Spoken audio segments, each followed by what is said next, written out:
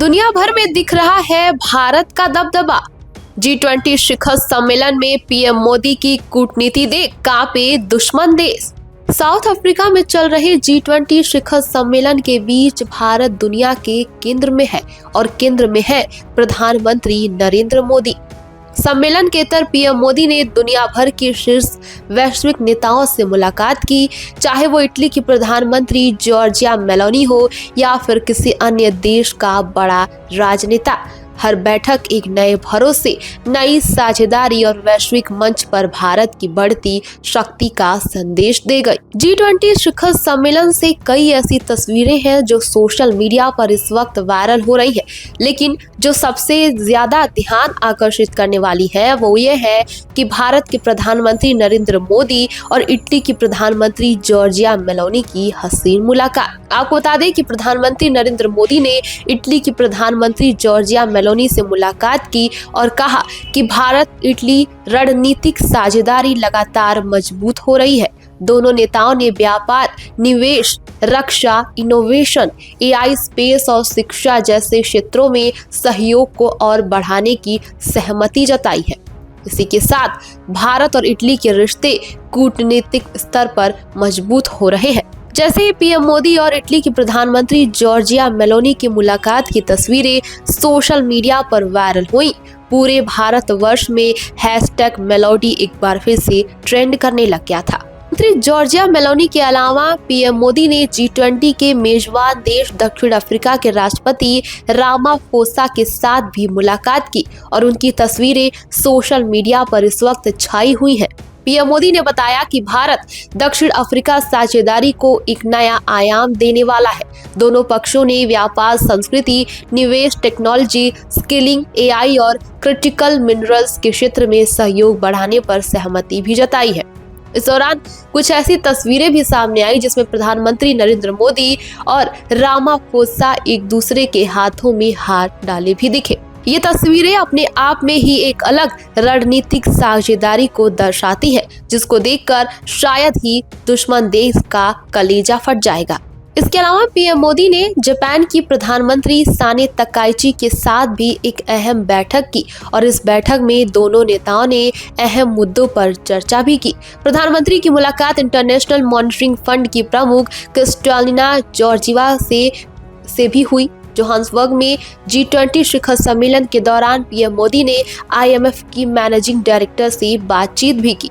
इसके अलावा नीदरलैंड के प्रधानमंत्री डिप स्कूप के साथ भी पीएम मोदी ने चर्चा की। दोनों नेताओं की मुलाकातें हुई, जिसकी तस्वीरें प्रधानमंत्री ने अपने आधिकारिक अकाउंट से शेयर करते हुए कहा है कि भारत का नीदरलैंड के साथ सहयोग बढ़ रहा है, खास करके जल प्रबंधन, इनोवेशन, टेक्नोलॉजी और ऊर्जा के क्षेत्र में। इन तस्वीरों में सबसे ज्यादा ध्यान अगर किसी ने खींचा तो वो थे ब्राजील के राष्ट्रपति लूला और प्रधानमंत्री नरेंद्र मोदी।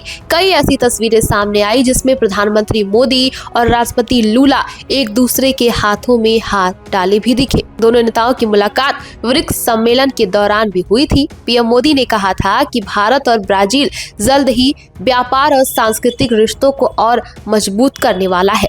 G20 शिखर सम्मेलन के दौरान प्रधानमंत्री नरेंद्र मोदी ने दक्षिण कोरिया के राष्ट्रपति ली जे-म्यूंग से भी मुलाकात की। ये इस वर्ष दोनों नेताओं की दूसरी सबसे बड़ी बैठक है, जो भारत कोरिया की स्पेशल स्ट्रेटेजिक पार्टनरशिप की बढ़ती गति को दिखाती है। मुलाकात में व्यापार, आर्थिक सहयोग और निवेश बढ़ाने के तरीकों पर विस्तार से चर्चा हुई। दोनों देशों ने भविष्य में अपने संबंधों को और मजबूत करने की सहमति भी जताई। पीएम मोदी ने G20 शिखर सम्मेलन में अपने संबोधन में कहा कि पिछले कई दशकों में G20 ने वैश्विक वित्त और वैश्विक आर्थिक विकास को एक नई दिशा दी है, लेकिन विकास के जिन पैरामीटर्स पर अब तक काम हुआ है उनके कारण बहुत बड़ी आबादी संसाधनों से वंचित रह गई है। साथ ही प्रकृति के अति शोषण को भी बढ़ावा मिला है। अफ्रीका इसका बहुत बड़ा भुक्तभोगी है। आज जब अफ्रीका पहली बार G20 समिट की मेजबानी कर रहा है तो यहाँ हमें विकास के पैरामीटर्स पर फिर से विचार करना चाहिए। आपको बता दें कि इस दौरान राष्ट्रपति रामाफोसा ने पीएम मोदी का गर्मजोशी से हाथ जोड़कर नमस्ते करके भव्य स्वागत किया। पीएम मोदी ने भी उसी अंदाज में अभिवादन को स्वीकार किया।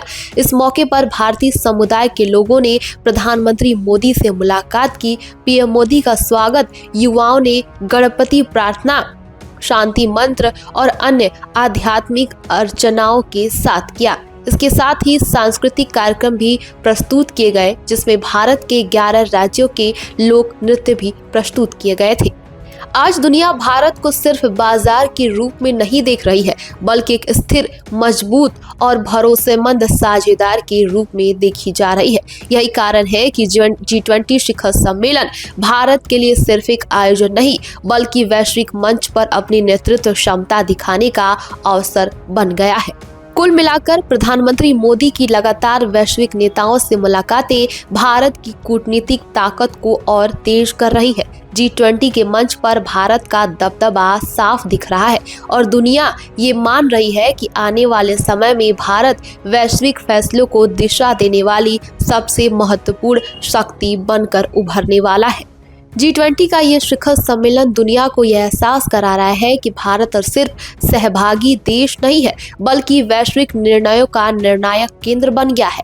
आर्थिक स्थिरता हो, रणनीतिक साझेदारी हो या फिर अंतर्राष्ट्रीय सुरक्षा हो, हर मुद्दे पर भारत का स्टैंड दुनिया दिशा तय करने वाला बन गया है।